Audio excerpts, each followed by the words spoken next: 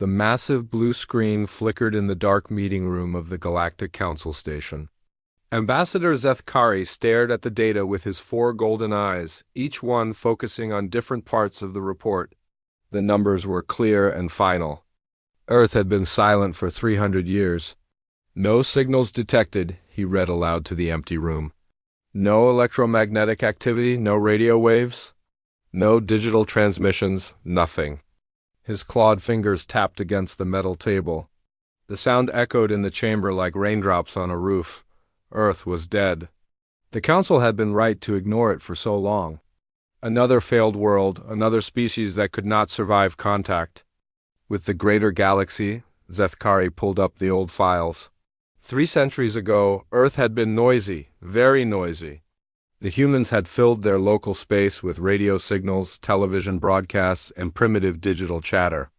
They had been like children playing with fire, sending their location to anyone who cared to listen. The Devourers had cared to listen. The ambassador closed the files and stood up. Tomorrow, the Council would vote to officially mark Earth as a dead world. The paperwork would be filed away, and the Sol system would be forgotten. Just another red mark on the galactic map. Far below the scarred surface of Earth, Captain Jake Morrison walked through the metal corridors of Bunker 7. The walls were painted white, but the paint was old and yellow now. The air smelled of recycled oxygen and machine oil. His boots made soft sounds on the floor as he headed to the main control room. 20-3 years underground. 23 years since they had gone dark. 23 years since the last human voice had spoken to the stars. Jake opened the heavy door to the control room. Dr. Lisa Carter sat at the main console, watching the screens that showed nothing but static. She had been the one to throw the switch. She had been the one to make Earth disappear. Any word from the surface teams? Jake asked. Lisa shook her head. All quiet. The sensor arrays show clear skies. No ships, no activity. Jake nodded and sat down in the chair next to her. The control room was small, just big enough for 4 people to work. Banks of monitors covered the walls, but most of them showed the same thing. Darkness. The darkness they had chosen to save their lives. The children are asking questions again, Jake said. They always do. Amy Foster wants to know why we can't go outside, why we can't talk to the stars like in the old movies. Lisa's hand stopped moving over the keyboard. Amy Foster was 12 years old. She had been born in the tunnels, raised in the artificial light of the bunkers. She had never seen the real sky, never heard bird songs, never felt rain on her face. What did you tell her? Lisa asked. The truth. That there are monsters in the dark between the stars. That we stay quiet so they don't find us. Lisa turned in her chair to face him. Her face was tired, marked by years of responsibility and worry. Do you think she understood? She's smart. They all are, but they're also curious. They want to know what we're hiding from? The door opened and Commander Rick Hayes entered. He was a big man with gray hair and hands that looked like they could crush steel. He had been a soldier before the silence, and he was still a soldier now. He kept the bunkers safe, kept the people fed, kept hope alive in the darkness. The Denver complex is reporting power fluctuations, Rick said. Chief Engineer Danny Walsh thinks we might have a problem with the geothermal systems. Jake felt his stomach tighten. The geothermal power was their lifeline. It kept the lights on, the air clean, the water flowing. Without it, the bunkers would become tombs. How bad? Lisa asked. Danny says we have maybe 6 months before we start losing systems, maybe less. The 3 of them sat in silence for a moment. Outside, the world was healing. The scars left by. The Devourers were slowly fading. Grass was growing in the blast craters. Trees were starting to return to the dead forests. Nature was reclaiming the earth, but humanity remained hidden. We could go to the surface, Jake said quietly. Set up new power systems, build solar arrays, wind generators. And risk detection, Lisa replied. Any electromagnetic signature could bring them back. The last confirmed Devourer sighting was 8 years ago, Rick said. Maybe they've moved on. Maybe they think we're dead. Maybe isn't good enough, Lisa said. We can't risk it. Not with 10,000 people depending on us. Jake stood up and walked to the main screen. It showed a map of the Earth, with glowing dots marking the locations of the hidden bunkers. 53 communities scattered across the planet, each one a small island of humanity in the darkness. What kind of life is this? He asked. What kind of future are we giving those children? A future where they're alive, Lisa said. That's more than most species get after meeting the Devourers. Jake thought about Amy Foster and the other tunnel-born children. They were growing up in a world of metal walls and artificial light. They learned about the sun from books and the stars from old videos. They had never seen a butterfly or heard the ocean or felt the wind, but they were a live dot in the medical bay. Dr. Ben Foster checked on his daughter Amy. She was sleeping, her small face peaceful in the dim light. The other children shared the same look of innocence, the same trust that the adults would keep them safe. Ben pulled the blanket up to Amy's chin and kissed her forehead. She stirred but didn't wake. In her dreams, maybe she was running through green fields under a blue sky. Maybe she was talking to the stars. The bunker was quiet except for the hum of machinery and the soft whisper of air through the ventilation system. Everyone was asleep except for the guards and the technical staff. The night shift that kept the community alive while others rested. Ben walked to the observation deck, a small room with a thick window that looked out at the tunnel walls. Sometimes he came here to think, to remember what they had lost and what they had saved. The Earth was still out there, still turning, still alive. But humanity had chosen to become invisible, to fade into the background like shadows. They had traded their voice for their lives, their dreams for their survival. The question that haunted Ben and the other adults was simple. How long could they stay hidden? How long could they live like ghosts in their own world? Above them, the stars continued to shine in the dark sky. The galaxy moved on without them, full of wonders and terrors they could only imagine. And somewhere in that vast darkness, things hunted for the signals that would lead them to new prey. Earth had learned to be silent. But silence, Ben knew, was just another kind of death. Lieutenant Commander Veltar stared at her screen for the third time that day. The numbers made no sense. Her scanning equipment showed energy readings from the Sol system that should not exist. Earth was supposed to be dead. The files said so. The Council said so. Everyone said so, but her instrument said something different. She ran the scan again, adjusting the sensitivity settings. The readings were faint, buried deep in the cosmic background noise, but they were there. Structured energy patterns. Organized. Electromagnetic signatures. The kind of signals that came from technology, not nature. Computer, analyze energy patterns from Sol System, third planet, she said to the ship's artificial intelligence. Analysis complete. Energy patterns consistent.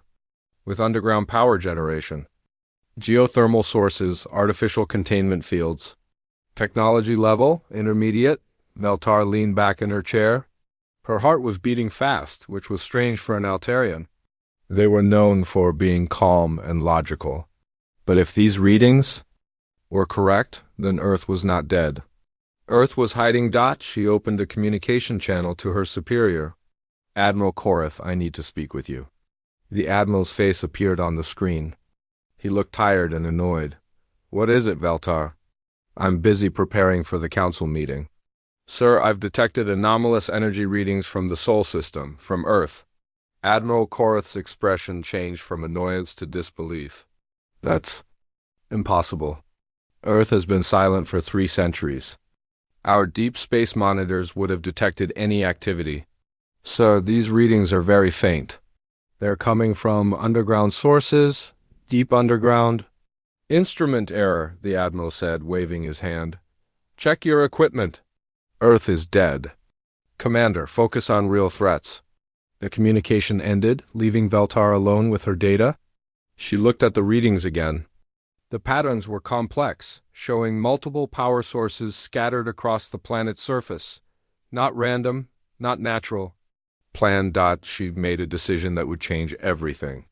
She began a detailed analysis of the Sol system, using every sensor at her disposal. If humans were alive down there, she would find them, 300 light-years away. In the Denver bunker complex, Chief Engineer Danny Walsh was having the worst day of his career. The main power grid was showing signs of critical failure. The geothermal taps that had fed energy to the bunkers for over 20 years were running dry. "How long do we have?" Commander Rick Hayes asked, standing behind Danny as he worked at the engineering console. 6 months if we're lucky. Maybe less if we keep using power at current levels. Rick felt the weight of responsibility settling on his shoulders. 10,000 people lived in the Denver complex. 10,000 people who depended on him to keep them safe and alive. Options? He asked. "We can reduce power consumption by 50%. Shut down non-essential systems. Put half the bunker into hibernation mode." "That's not living. That's just surviving." Danny nodded. "The other option is to go to the surface. Build new power systems, solar arrays, wind generators." "But that means breaking the silence." Rick thought about the children in the bunkers. Amy Foster and hundreds of others who had never seen the sun. They were growing up in a world of metal and artificial light, learning about the outside world from books and old videos. "There's a third option," Danny said quietly. "The old research facility. The one they abandoned when the silence started. It might still have working equipment." Rick knew the facility. It was 10 miles from the bunker entrance, hidden in the mountains. Before the silence, it had been humanity's most advanced research center. Scientists had worked there on projects that could have changed the world. "It's been abandoned for 23 years, Rick said. "The automated systems might still be running. And if they are, we might find equipment we can use." The idea was dangerous. Any surface activity risked detection. But with the power grid failing, they might not have a choice. In the medical bay, Dr. Ben Foster was dealing with a crisis of his own. His daughter Amy was sick. Not just a little sick, but seriously ill. The tunnel-born children were showing signs of health problems that the bunker's limited medical equipment couldn't treat. "Her immune system is compromised," Ben told his wife Carol Martinez, who worked as a communications specialist.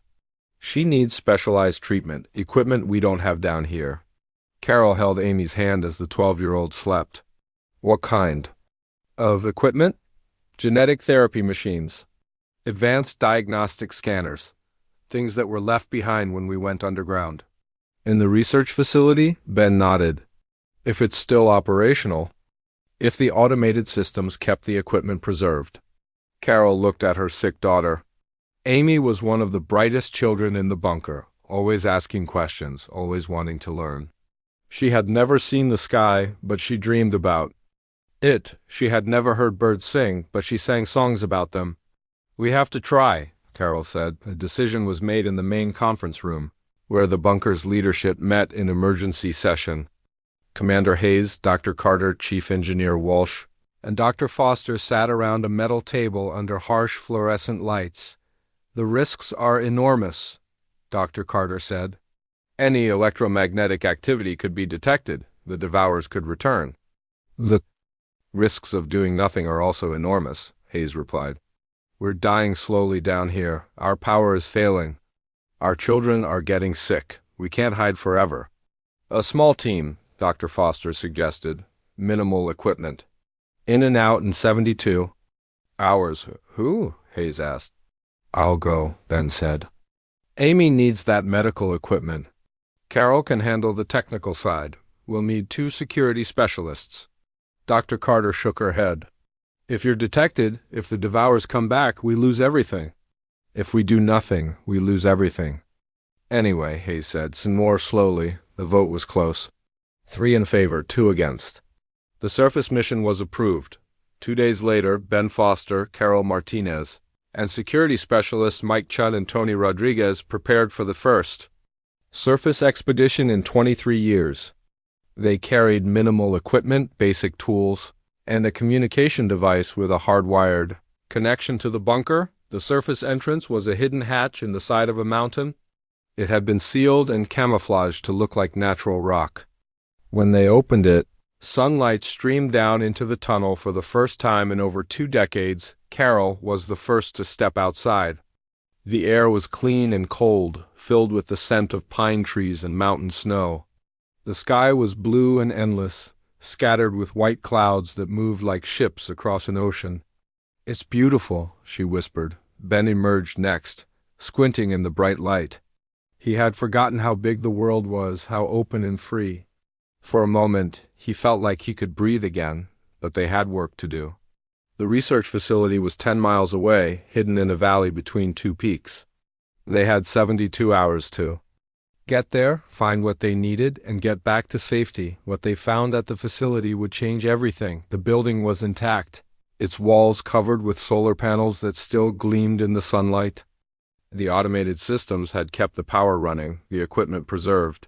The data bank's operational, but it was what Carol found in the communication center that made her hands shake with excitement and fear. The quantum communication array was still active, and it was receiving signals from deep space, signals that meant humanity was not alone in the galaxy, signals that meant other civilizations were out there, hiding and surviving just like them. The discovery that would end the silence had begun. Carol Martinez stood in the abandoned communication center, her hands trembling as she stared at the quantum receiver. The machine was old but still working, its blue lights blinking in patterns that meant only one thing. Someone was talking out there in the dark between the stars. "Ben, you need to see this," she called to her husband. Dr. Ben Foster looked up from the medical equipment he was cataloging.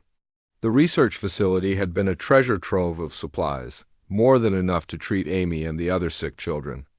But Carol's voice had an edge to it that made him worried. "What is it?" "The quantum communication array. It's receiving signals." Ben walked over to the machine. He wasn't an expert in communication technology, but he knew enough to understand what Carol was showing him. The patterns on the screen were clearly artificial, organized in mathematical sequences that could only come from intelligent beings. "How long has it been receiving?" he asked. "According to the logs, since before the silence started, maybe longer." Security specialist Mike Chun joined them at the console. "What kind of signals?" Carol adjusted the controls, trying to isolate. "The strongest transmission, multiple sources, different frequencies. Look at this." The screen showed a complex pattern of numbers and symbols. To most people, it would have looked like random noise. But to someone who understood mathematics and physics, it was clearly a star chart. "Whoever sent this knows where we are," Ben said quietly. "Not just where we are," Carol replied. "Where everyone is. Look at these coordinates. These are star systems all across the galaxy." Tony Rodriguez, the other security specialist, was keeping watch at the window. "We need to get back to the bunker. We've been here 12 hours already, but Carol couldn't leave." The signals were like a door that had been closed for 23 years, and now it was opening just a crack. She could see light coming through. "Give me another hour," she said. "I need to understand what we're receiving." Ben made the decision. 1 hour, then we pack up and go." Carol worked frantically, her fingers flying over the controls. The quantum receiver was more sophisticated than anything she had used before. It could pick up signals from across the galaxy, messages that traveled instantly through folded space. What she found made her heart race. The signals weren't just random chatter. They were coordinated communications between multiple civilizations. Star charts, scientific data, warnings about dangerous sectors of space. And most importantly, intelligence reports about Devour ship movements. "Ben," she said, her voice barely above a whisper, "the Devourers aren't winning, they're losing." "What? These signals? They're from a resistance network. Multiple species. Working together? They're tracking Devourer movements, sharing information, coordinating attacks." Ben looked at the screen, trying to make sense of what he was seeing. "You're saying there's a war going on out there?" "Not just a war, a successful war. According to these reports, the Devourers have been pushed back from dozens of star systems. They're retreating." The implications hit both of them at the same time. If the Devourers were losing, if other civilizations were fighting back successfully, then maybe Earth didn't need to hide anymore. We have to tell the others, Ben said. Carol was already copying the data to a portable storage device. This changes everything. Back in the Denver bunker, the emergency council meeting was the most intense in 23 years. Commander Hayes, Dr. Carter, Chief Engineer Walsh, and a dozen other leaders sat around the conference table, listening to Ben and Carol's report. "You're sure about this?" Dr. Carter asked. "The signals are authentic?" "The quantum encryption is incredibly sophisticated," Carol replied. "It would be impossible to fake. And the mathematical patterns match what we know about galactic stellar cartography. But it could be a trap," Carter said. "The Devourers could be using these signals to lure survivors out of hiding." Chief Engineer Walsh leaned forward. "Even if it's not a trap, we still have our power crisis. The geothermal systems are failing faster than we thought. We might have weeks, not months." Commander Hayes felt the weight of decision pressing down on him. 10,000 people lived in the Denver complex. Millions more in bunkers around the world. Their lives depended on the choices made in this room. "What exactly are you proposing?" he asked. Ben stood up, his face serious. "We send a signal. A single transmission through the quantum array. Let them know we're alive." "Absolutely not," Dr. Carter said immediately. "We don't know who they are. We don't know if we can trust them." "We know they're fighting the Devourers," Carol said. "We know they're sharing information to protect each other. That's more than we have right now." The debate continued for hours.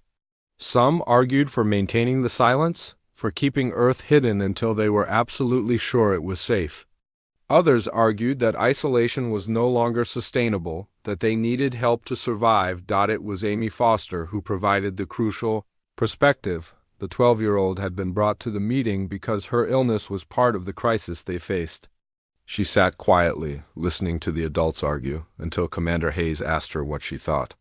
"I was born down here," Amy said, her voice small but clear. "I've never seen the real sky. I've never heard birds sing. I've never felt rain."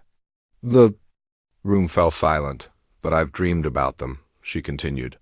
"I've imagined what it would be like to run through grass, to swim in a lake, to watch the stars." Dr. Carter leaned forward. "Amy, we've kept you safe down here, protected you from the dangers out there." "I know," Amy said. "And I'm grateful. But what if there are others like me? Other children in other bunkers on other worlds hiding from the same monsters?" She paused, looking around the table at the adults who had shaped her world. "What if we could help them? What if we could all be safe together instead of safe alone?" The question hung in the air like a challenge. For 23 years, they had chosen safety through isolation, but isolation had its own costs. The tunnel-born children were growing up without ever seeing the world they were meant to inherit. Commander Hayes made the decision that would end the silence. "We'll send a signal," he said. "A single, carefully crafted message through the quantum array. If we get a response, we'll consider further communication." Dr. Carter stood up, her face pale. "You're risking everything, all of our lives." "We're risking everything if we don't try," Hayes replied. "Our power is failing. Our children are getting sick. We can't hide forever." The vote was taken. 7 in favor, 5 against. The message would be sent. Carol Martinez spent the next day crafting the transmission. It had to be perfect, containing enough information to prove they were human survivors, but not so much that it would endanger them if it fell into the wrong hands. The final message was simple. "This is Earth. We survived. We are listening." As Carol prepared to send the signal, she thought about Amy Foster and the other tunnel-born children. They deserved to see the stars, to know that the universe was bigger than metal corridors and artificial light. The signal was transmitted at exactly midnight, Earth time. A single burst of quantum-encrypted data that would travel instantly across the galaxy. The response came back in less than an hour. "Earth survivors, this is Lieutenant Commander Veltar of the Altarian Republic. We have been watching your system. We know you are there. The Devourers have been pushed back from this sector. You are safe to emerge." Welcome back to the galaxy. The silence was over. The bunker's main conference room had never been so crowded. Word of the alien response had spread through the tunnels like wildfire. Engineers, doctors, teachers, and ordinary citizens packed into the space, all wanting to hear what would happen. Next. Commander Hayes stood at the front of the room, holding a printed copy of the message from Lieutenant Commander Veltar. He had read it a dozen times, but the words still seemed impossible. "The Altarian Republic has been monitoring our system for months," he announced. "They know we're here. They know we're alive. And they say the Devourers have been pushed back from this sector." A murmur ran through the crowd. People who had spent 23 years in hiding, who had raised children in metal tunnels, who had never dared to hope for rescue. Dr. Carter stood up from her seat in the front row. "How do we know this isn't a trap? How do we know the Devourers aren't using these Altarians as bait?" "We don't," Hayes admitted. "But we also don't know that our power systems won't fail completely in the next few weeks. We don't know that we can keep living like this." Chief Engineer Danny Walsh raised his hand. "I've run the numbers 3 times. We have maybe 2 weeks of full power left. After that, we start losing life support systems." The room fell silent. Everyone knew what that meant. Without power, the bunkers would become tombs. Carol Martinez stood up, holding a datapad with the decoded alien messages. The quantum network shows communication between 47 different star systems. All of them are sharing information about Devourer movements. All of them are coordinating defense strategies. 47 civilizations, someone called out from the back. All working together. "That's what the data shows," Carol replied. "And according to the most recent reports, the Devourers haven't been seen in this sector for over 2 years. Dr. Ben Foster joined the discussion. "My daughter Amy is sick. So are dozens of other children. We need medical equipment that only exists on the surface. We need genetic diversity that we can't get in these tunnels." An older woman named Helen Brooks stood up. She had been a teacher before the silence, and now she ran the bunker school. "What about the children who were born here? They've never seen the surface? They don't know anything except these tunnels. That's exactly why we need to make contact," Hayes said. "They deserve to see the sky. They deserve to know that the universe is bigger than this bunker." The debate continued for hours. Some people argued for sending more messages, for learning more about the Altarians before making any decisions. Others argued for immediate contact, for asking for help with their failing systems, but it was Amy Foster who changed the direction of the conversation. The 12-year-old had been sitting quietly in the back of the room with the other tunnel-born children. When Commander Hayes asked if anyone else wanted to speak, she raised her small hand. "I want to say something," she said, her voice barely loud enough to reach the front of the room. The crowd turned to look at her. Amy was pale and thin from her illness, but her eyes were bright and determined. "I've been thinking about what the alien lady said," Amy began, "about us being safe to emerge, about being welcomed back to the galaxy." She paused, looking around the room at the faces of the adults who had spent their lives protecting her. "I know you're scared. I know you think it might be a trap.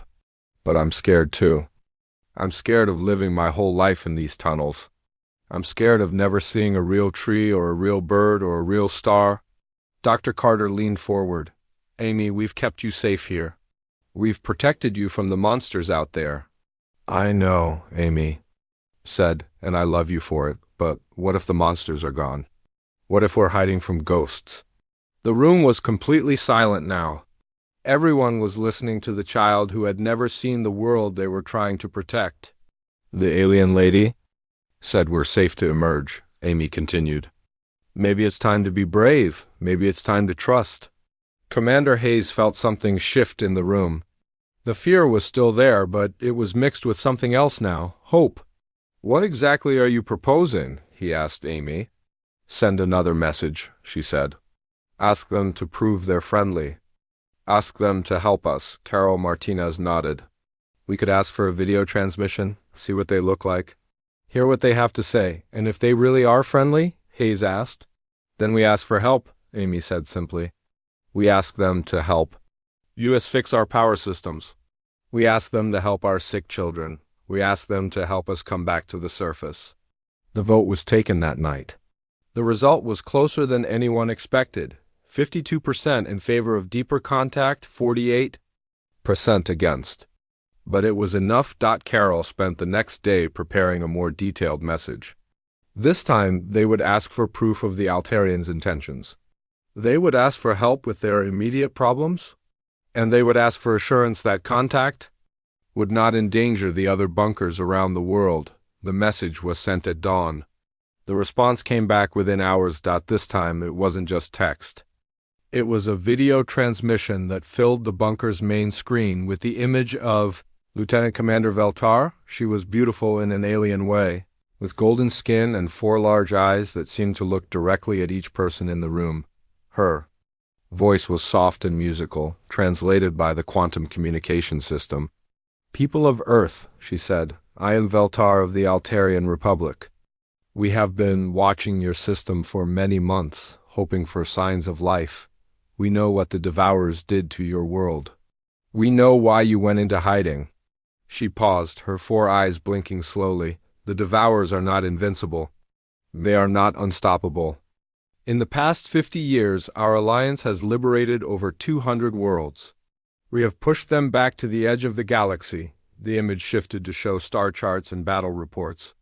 The same information Carol had found in the quantum network, but now presented clearly and directly. "Your world is in a liberated sector," Veltar continued. "The nearest Devourer forces are over 300 light-years away. You are safe to emerge." She leaned forward, her expression serious but kind. "We know your power systems are failing. We know your children are sick. We can help with both problems, but only if you are willing to trust us." The transmission ended with coordinates for a meeting point, a location in Earth's orbit where an Altarian ship would wait for a response. The final decision was made by unanimous vote. For the first time in 23 years, humanity would speak with an alien voice. But first, they had to leave the safety of their underground tomb and venture into the light. The surface hatch opened for the second time in 23 years, but this time, it wasn't just a small team of 4 people. This time, 50 volunteers climbed out of the Denver bunker to stand under the open sky. Amy Foster was among the first to emerge. Her father Ben held her hand as she took her first steps on real soil, breathing real air for the first time in her 12 years of life. She looked up at the blue sky and started to cry.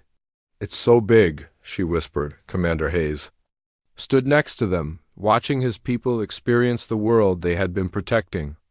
The mountains were green again, covered with trees that had grown tall during the years of silence. Birds flew overhead, their songs filling the air with music the tunnel-born children had never heard. "Contact in 30 minutes, Carol Martinez announced, checking the communication equipment they had carried from the research facility. The Altarian ship appeared exactly on time, descending from the blue sky like a silver star. It was beautiful, smooth, and graceful, nothing like the dark and terrible vessels of the Devourers. When it landed in the mountain meadow, its engines made no sound at all. A door opened in the side of the ship, and Lieutenant Commander Veltar stepped out. She was smaller than she had appeared in the video transmission, about the size of a human woman.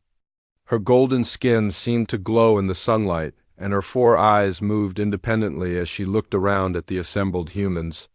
"Commander Hayes," she said, her voice carried by a translation device.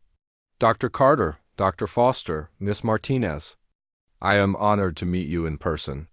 Hayes stepped forward, feeling the weight of history on his shoulders. "Lieutenant Commander Veltar, welcome to Earth." "Thank you," she replied. "I bring greetings from the Altarian Republic and the Galactic Alliance. We have much to discuss." The negotiations took place in a temporary shelter set up near the landing site.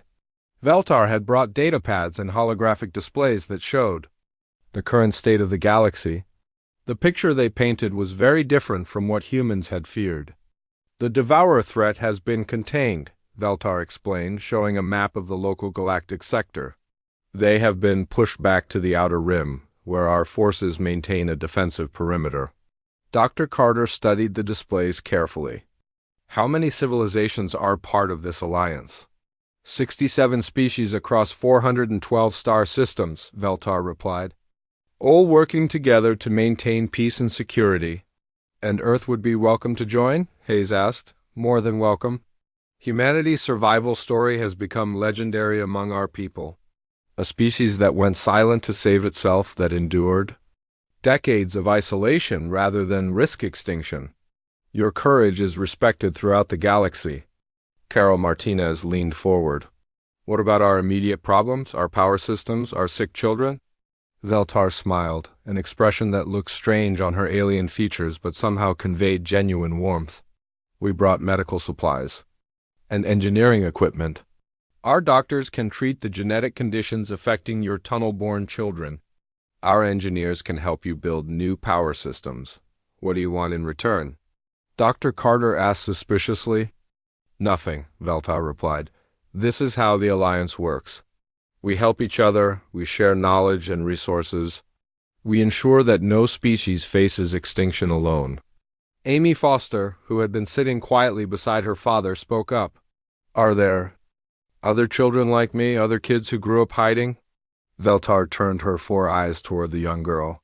Many, Amy Foster. The Calarian refugees spent 40 years underground on their homeworld. The Zefti civilization lived in deep space for 3 generations. You are part of a large family of survivors. Can I meet them? When you're ready, yes. The Alliance operates exchange programs for young people. You could visit their worlds, learn about their cultures, share your own experiences. The formal agreements were signed that evening as the sun set over the Colorado mountains. Earth would rejoin the galactic community, but slowly and carefully. The bunkers would remain operational until new surface cities could be built. The quantum communication network would be expanded to connect Earth with the rest of the Alliance. Most importantly, the children would have choices. They could stay on Earth and help rebuild their world, or they could explore the galaxy and learn about the countless civilizations that had survived their own dark times. 6 months later, the first new city was completed in the valley below the Denver bunker. It was built with Altarian technology, powered by fusion reactors that would never fail. The buildings were tall and bright, with large windows that let in natural light and offered views of the mountains and sky. Amy Foster stood on the observation deck of the city's central tower, looking out at the bustling streets below. Humans and aliens worked together, building homes and schools and hospitals. Children played in parks filled with earth plants and flowers from distant worlds. Her illness had been cured by Altarian medicine. She was healthy and strong now, with a future full of possibilities. She could become a doctor like her father, an engineer like Danny Walsh, or a diplomat like Commander Hayes, or she could become something entirely new, something that hadn't existed before humanity rejoined the galaxy. What are you thinking about? Her father asked, joining her on the observation deck. Everything, Amy replied. All the places I could go, all the people I could meet, all the things I could learn. Ben put his arm around his daughter's shoulders. You don't have to decide? Right away, I know, but I want to see it all. I want to visit the Calarian homeworld and meet the children who hid underground like I did. I want to see the Zefti space cities. I want to learn about the technologies that defeated the Devourers. She paused, watching a group of human and Altarian children playing together in the park below. But I also want to come back here. I want to help rebuild Earth. I want to make sure that no one ever has to hide in the tunnels again. That night, as Amy lay in her bed in their new apartment, she could see the stars through her window. Real stars, not the artificial lights of the bunker corridors. Each point of light represented a world, a civilization, a story of survival and hope. The galaxy was vast and full of wonders, but Earth was home, and home was no longer silent. In the months that followed, more bunkers opened their hatches.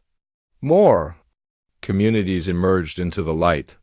The quantum communication network spread across the planet, connecting the scattered survivors and linking them to the galaxy beyond. Dr. Carter, who had imposed the silence that saved humanity, became Earth's first ambassador to the Galactic Alliance.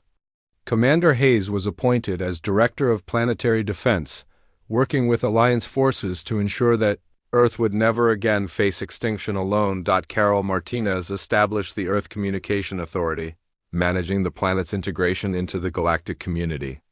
And Dr. Foster opened the first interspecies medical center, treating patients from dozens of different worlds. The children who had grown up in the tunnels became the bridge between Earth's past and its future. They carried the memory of the dark years, but they also carried the hope of the light that followed. Amy Foster, now 13 and preparing for her first off-world exchange program, often returned to the old bunker entrance. She would stand where she had first seen the sky, remembering the moment when humanity's long silence finally ended. The voice that had shattered the silence had become a song, and the song was spreading across the galaxy, telling the story of a species that had refused to surrender, that had endured, and that had found its way back to the stars.